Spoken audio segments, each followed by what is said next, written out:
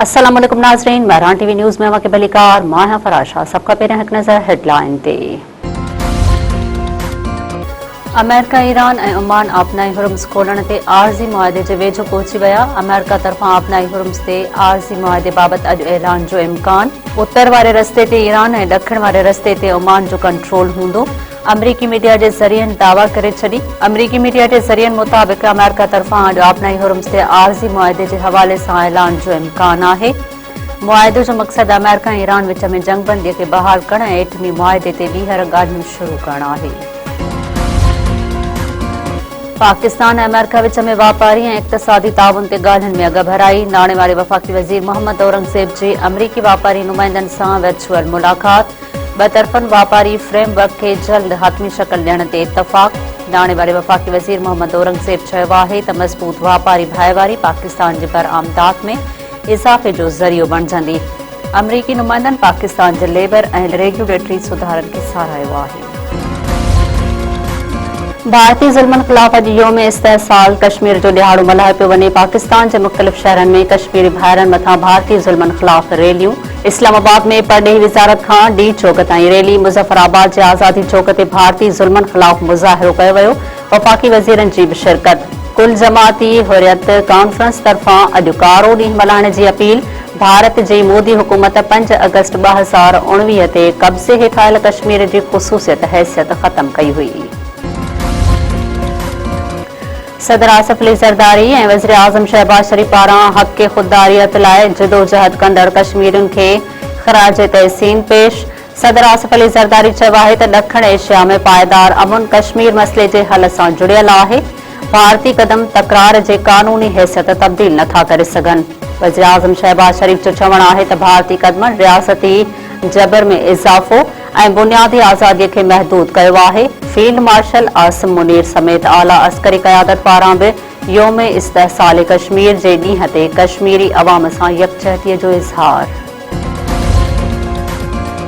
मुल्क समेत सिंध जे मुख़्तलिफ़ शहरनि में बि योम इस्तेहसाल कश्मीर जे मौक़े ते रैलियूं ऐं तक़रीबूं। हैदराबाद में कश्मीर मथां भारतीय ज़ुल्मनि ख़िलाफ़ रैली कढी वई।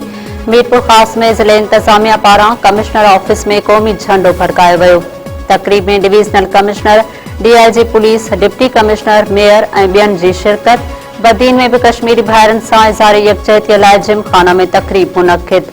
कंदकोट में ज़िले इंतज़ामिया ऐं लाॻापियल इदारनि पारां कश्मीरी भाइरनि सां इज़हार लाइ रैली कढी वई। जेकबाबाद, ख़ैरपुर, शिकारपुर, लाड़काणो, घोटकी, दादो में बि रैलियूं कढियूं वयूं। उमरकोट, मिठी, सांगर, टंडो अलाहिया, टंडो मोहम्मद खान, मतियारी, जाम शोरे में बि रैलियूं। कश्मीर मथां भारतीय ज़ुल्मनि जी मज़म्मत।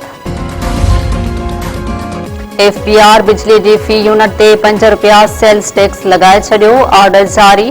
Federal board of revenue steel sector जे 100 खां वधीक मैन्युफैक्चरर्स, मेल्टर्स, री रूल्स ऐं कंपोजिट यूनिट्स जे इस्तेमाल ते ₹5 फी यूनिट जे हिसाब सां सेल्स टैक्स लॻाए छॾियो। जारी कयल ऑर्डर 4 अगस्त 2026 जे नोटिफिकेशन तहत लागू थी वेंदो। वॾे वज़ीर सईद मुराद अली शाह पोरियतनि जी उजरत में 7.5% इज़ाफ़े जी मंज़ूरी ॾेई छॾी। पोरियतनि जी घटि में घटि उजरत 40,000 मां वधाए 43,000 रुपया मुक़रर करण जी मंज़ूरी। वॾे वज़ीर सईद मुराद अली शाह जी सदारत हेठि सिंध काबीना जो इजलास। तर्ज़ हुक्मरानी, तालीम, सिहत ऐं माशी सुधारनि ते गौर वीचार। सिंध में ऑफ बोर्ड ऐं तबाहशुदा गाॾियुनि जी री रजिस्ट्रेशन पॉलिसी जी मंज़ूरी। सिंध काबीना मोटर डीलर्स लाइ होल्डिंग पीरियड रिलीफ मंज़ूर करे वरितो। डीलर गाॾियूं 12 महीननि ताईं बिना रजिस्ट्रेशन ताईं रखी सघनि था। घरू वज़ीर इजलास खे ॿुधायो आहे त इस्लामाबाद ट्रैफ़िक जी रवानीअ लाइ 2 नवां अंडरपास थींदा। ख़ैरपुर में आला मयार जी लिथियम जी दरियाफ़्त। मक़ामी सनत जे क़याम जी राह हमवार थी वई। सिंध में लिथियम जी ॻोल्हा जो दाइरो वधायो वियो। वधीक 8 खां 10 खूहनि ते तहक़ीक़ जो फ़ैसिलो।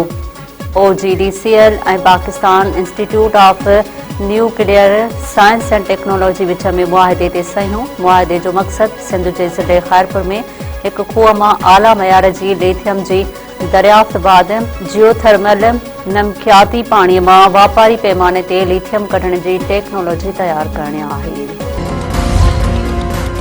जाम शोरो विझो कराची वाह में ट्रिपोड़ी आपघात कंदड़ नौजवान जो लाश हथ गोठ अब्दुल्ला चावड़ो वासे नौजवान अमजद फहीम जो मकामी टोबन कराची वाह मां लाश हथ कयो नौजवान जो लाश सिविल अस्पताल मुंतकिल जरूरी कार्रवाई बाद लाश वारसन हवाले।